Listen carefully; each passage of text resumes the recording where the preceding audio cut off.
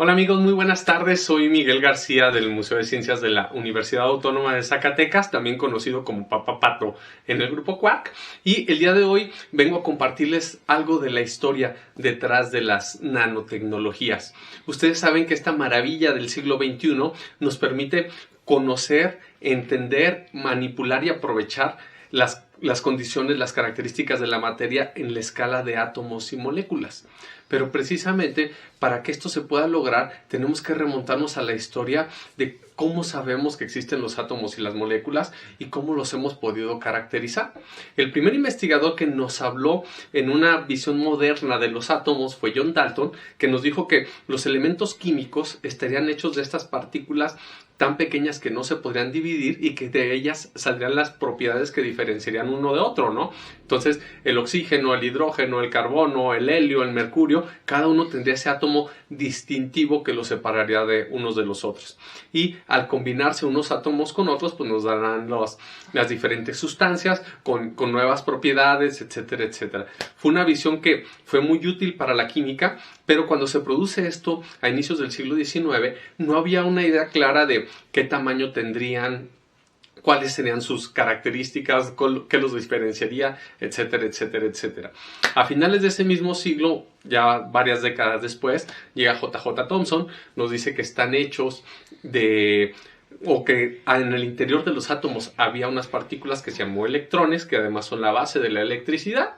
Con nuevos avances se dieron cuenta de que para equilibrar a los electrones que tienen carga eléctrica negativa, hay protones con carga positiva, la cantidad de unos y de otros es la misma, y esa cantidad es la que define las propiedades del átomo en cuestión. Así, por ejemplo, un átomo de hidrógeno siempre va a tener un protón y un electrón, el helio 2 y 2, y el carbono 6 y 6, así sucesivamente.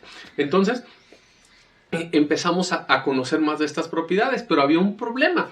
A pesar de que se empezaban a descubrir este tipo de cosas, había quienes cuestionaban la misma existencia de los átomos y de las moléculas que se formaban al combinar con varios átomos o que se creía que se formaban. ¿Por qué? Porque no teníamos evidencia de la existencia de un átomo aislado o de una molécula aislada, ni de su tamaño.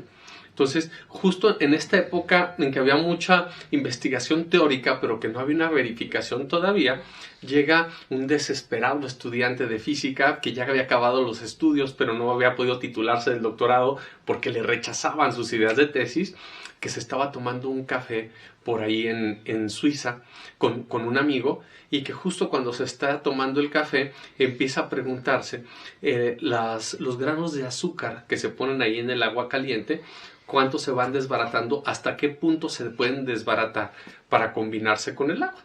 O puesto de otra manera, ¿cuál es el pedazo más pequeño que puede haber de azúcar? Que ya no se pueda dividir más que en cosas más simples, en átomos de diferentes elementos. Este muchacho se llamaba Albert Einstein, tenía 26 años cuando se hizo esta pregunta. Cuando resolvió esta pregunta, llevó esto a sus últimas consecuencias, sacó los cálculos y resulta que el tamaño era un nanómetro. ¿Y qué es eso de un nanómetro? Pues si yo agarro un metro, que es más o menos el alto de una estufa o el ancho de una guitarra, y lo divido en 1.000 millones de pedazos iguales, eso es un nanómetro, y ese es el tamaño de la molécula de azúcar. Se hacen las predicciones, a partir de ahí se hacen mediciones y se verifica que efectivamente las moléculas tenían ese tamaño, las moléculas sí existen. Después hay más experimentos, se verifica la existencia de los átomos, entonces comprobamos que la visión atómico-molecular funcionaba. Pero todavía había otro problema. La luz es una onda, ustedes saben, y dependiendo de la longitud de onda, es decir, el tamaño que hay entre donde inicia un ciclo, sube una cresta, baja un valle y vuelve a llegar a la misma altura, o está en una cresta a cresta, de valle a valle, etc. Esa es la longitud de onda. Y la longitud de onda define los colores. Longitudes de onda altas o grandes, como de 700, 800 nanómetros, pues son del color rojo. Longitudes de onda pequeñas, de 400 nanómetros, son violeta. 500, 400 va del azul al violeta. Si son menores a los 400 nanómetros, nuestros ojos no la pueden ver. Y si son ondas mayores a los 750 o 800 nanómetros, nuestros ojos tampoco las pueden ver. Pues sucede que cuando se va haciendo más pequeñita la longitud de onda, esto nos limita el tamaño de las cosas que podemos observar con luz. Por decir, si yo tratara de dibujar a escala, a su tamaño normal, un asquel, que el tamaño de un asquel es más pequeño que la punta del lápiz con el que lo quiero dibujar, pues difícilmente puedo hacer ese dibujo. Puedo hacerlo a escala más grande, pero no puedo hacerlo tal cual. Algo así pasa con la luz. Como cuando la luz mide menos de 200 nanómetros, la mitad de la longitud de onda más pequeña visible, no, son cosas que no podemos ver ni con el microscopio más potente. Entonces, sabíamos que pues las moléculas son mucho más pequeñas que eso. No le estoy diciendo que el límite son 200 nanómetros y la molécula de azúcar, por ejemplo, es 1 nanómetro. Entonces, tenemos esa limitante. Pero aún así, a través de otros experimentos podíamos conocer, podíamos aprovechar ciertas propiedades. En este contexto llega Richard Feynman en 1959, da una charla muy provocadora en Caltech, la universidad donde él trabajaba. Esta charla se llamó "Hay bastante espacio en el fondo", "There's plenty of room at the bottom", y con esa reta a que los científicos traten de crear tecnologías a la escala de átomos y moléculas. Aprovechar unas propiedades novedosas que se descubrieron con la física cuántica para crear dispositivos que nos puedan servir de muchas maneras. En ese entonces la gente tomó la idea como interesante, pero realmente no arrancó una revolución. 20 años después llega Eric Drexler, un joven ingeniero que estaba acabando posgrado en el Instituto de Tecnología de Massachusetts, el famoso MIT, y queda cautivado con las ideas de Feynman. Ve que estaban inspiradas también de decir, la naturaleza ya lo hizo. Tenemos ADN, tenemos proteínas, tenemos enzimas, tenemos un sinfín de, digamos, artilugios naturales que manipulan las moléculas y los átomos para hacer cosas extraordinarias, para hacer la vida. Entonces, ¿por qué no pensar que los seres humanos podamos hacer algo parecido para manipular la materia a nuestra conveniencia para crear cosas fascinantes? Va desarrollando más esta idea al grado que se imagina maquinaria molecular. Ya no solo crear aparatitos, sino crear fábricas que puedan crear estos aparatitos y que se puedan replicar. Claro que ahí todo sonaba como una utopía y no sabía si era posible. Todo tomó mucha más forma cuando en los laboratorios de IBM en Suiza se hicieron los primeros aparatos que nos permitían visualizar la materia a la escala de átomos y moléculas. Ustedes saben que una persona ciega, una persona que no puede ver, no se tiene que resignar a no percibir su entorno. Escucha, huele, prueba, pero sobre todo siente. Usa el tacto para conocer las superficies, para darse una idea de cómo son las cosas que le rodean. La idea detrás de los microscopios nuevos que desarrollaron en IBM, que yo les llamo nanoscopios, es precisamente palpar, usar una estructura que recorre las superficies y al sondearlas de esta manera nos da una imagen con el apoyo de una computadora de lo que estamos estudiando. Primero se hizo solo para metales, que eso fue con lo que se conoce como microscopio de efecto túnel, y después llegó algo que sirve para cualquier tipo de material, que es el microscopio de fuerza atómica.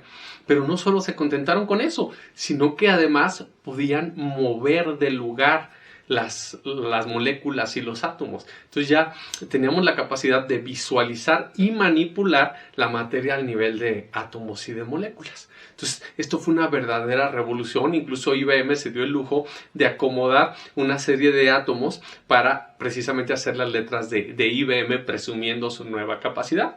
A raíz de esto, coincide con las ideas de Drexler, saca un libro popular que se llamó Motores de la Creación, donde habló de la posibilidad de hacer maquinaria molecular para construir cualquier cosa que se nos ocurriera, y también por ahí planteó el temor de la plaga gris, una especie de materia de nanorobots que pudieran agarrar las cosas a su alrededor, desbaratarlas para hacer más nanorobots, que harían más nanorobots y podrían destruir todo, ¿no? Entonces por ahí quedaron esas ideas que después serían fuertemente criticadas y debatidas, pero resultó una gran inspiración para muchas personas que a lo mejor estaban trabajando en otros temas y que a partir de ahí se meten de lleno a la investigación en lo que llegaría a ser las nanotecnologías.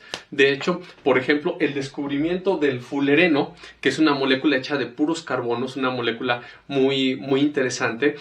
Ya haremos un video particular sobre los fulerenos y sobre el carbono y demás, pero llegó a través de personas que estuvieron, Richard Smalley, que fue de alguien que leyó el trabajo de Drexler, se sintió inspirado y acabó descubriendo esta estructura bien interesante hecha de puros átomos de carbono que tiene propiedades muy, muy valiosas, muy útiles y que tiene la peculiaridad de tener forma como de un balón de fútbol. Pues Richard Smalley después se volvería a pesar de que fue inspirado por Drexler, se volvería de sus críticos más duros y tuvieron por ahí unos debates muy interesantes por el año 2001-2002.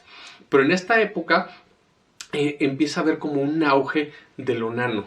Y es bien interesante cómo, así como muchas veces los inversionistas están viendo qué empresa tiene potencial cuando apenas está empezando, entonces le invierto para que el día que vendan mucho, pues yo tenga un gran retorno.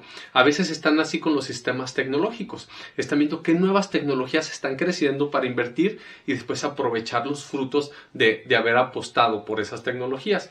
En esto estaban a finales de los 90 y el gobierno de Estados Unidos ve un potencial no solo para tener nuevos sectores económicos, no solo para construir grandes avances, sino también para reactivar la inversión en temas científicos. Es así que Bill Clinton promueve lanzar la Iniciativa Nacional de Nanotecnologías, que desde entonces ha gastado decenas de miles de millones de dólares en esto. A nivel mundial, muchas empresas, muchos países apuestan también por las nano y a pesar de que todavía no se logran esos grandes avances revolucionarios como los que prometía Drexler con nanorobots que pudieran construir cualquier cosa, hemos tenido cuestiones extraordinarias. Tenemos teléfonos celulares con pilas que duran mucho más tiempo, con pantallas sensibles al tacto, con cada vez mejores resoluciones en las cámaras, con pantallas que resisten los golpes.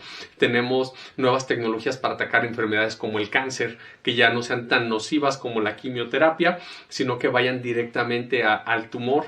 Tenemos alimentos con protección para que duren más tiempo. Tenemos recubrimientos que ayudan a que la misma salsa katsu resbale de sus recipientes. Tenemos ropa que no se mancha. Tenemos un sinfín de cosas que han resultado de las nanotecnologías y cada día más y más y más se va construyendo la revolución que está marcando el siglo XXI.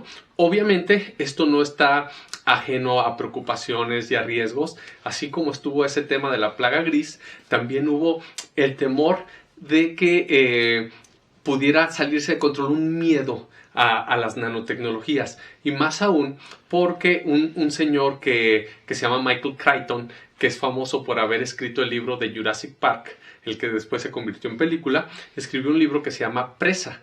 Y con Presa platicaba la historia de un enjambre de nanopartículas que se sale de control y que empieza a atacar gente y una especie de distopía a partir de este sistema tecnológico. Entonces la gente en Estados Unidos tenía mucho temor de que el público se enterara de las nano por una película de este tema y dijera, no, yo no quiero nada que ver con eso porque capaz que salen de control, etcétera, etcétera. E incluso a partir de eso, en 2004 nace en Estados Unidos el que yo creo que es el gran proyecto, el mayor proyecto de divulgación de la ciencia de la historia, porque involucró a más de 250 centros de divulgación entre museos, universidades, otro tipo de espacios culturales. Cada año hace actividades con 25 millones de personas o más. Ha recibido más de 40 millones de dólares en recursos públicos y generó mucho contenido, no solo en inglés, también en español, que se puede aprovechar en prácticamente todo el mundo. Tienen un sitio que se llama nicenet.org, NISENET. Ahí se puede encontrar mucho del contenido que han generado ellos. Entonces, no hay mal que por bien no venga. Fue tanto el temor que había en las autoridades científicas de Estados Unidos de que la gente no quisiera apropiar las nanotecnologías, que surgió una gran estrategia que ha ayudado a que se vayan adoptando y no tengan, por ejemplo, el efecto negativo que por ahí se ha visto con los organismos modificados genéticamente. Ya para cerrar, en el contexto actual, con la pandemia que estamos viviendo, enfrentando a este virus SARS-CoV-2, causante de la COVID-19, que nos tiene todavía encerrados, pues las nanotecnologías están dando también la respuesta. ¿Por qué? Porque los mismos virus miden 100, 200 nanómetros, su tamaño está en escala nano. Muchas de las estrategias que hay para proteger a los pacientes que lo padecen están en esa escala. El hecho de lavarnos bien las manos hace que a escala nano el jabón desbarate la capa de grasa que protege al virus, quede expuesto, su material genético se desbarate y ya no nos puede hacer nada. Y las vacunas que se han desarrollado, las vacunas de RNA o de otros tipos de mecanismos, también operan a escala nano. Entonces, es un sistema tecnológico súper amplio que involucra desde la electrónica, materiales para la construcción. De hecho, aquí tengo una representación de los nanotubos de carbono, que son uno de los materiales que son más ligeros, pueden ser más ligeros y mucho más resistentes que el acero, que están transformando toda la industria aeroespacial, que también van a servir para un montón de aplicaciones, o ya se usan o se desarrollan para un montón de aplicaciones médicas. Entonces, es esta gran transformación que nos está ayudando con los problemas ya no del futuro, sino del ahora, y que hay que aprovecharlos, hay que conocerlos y también hay que apropiarlos, porque no se trata de solo dejar que otras personas, los científicos, los gobernantes, decidan por nosotros, sino que hay que enterarnos para conocer, decidir e incidir en qué va a pasar con nuestro futuro. Muchas gracias y hasta pronto.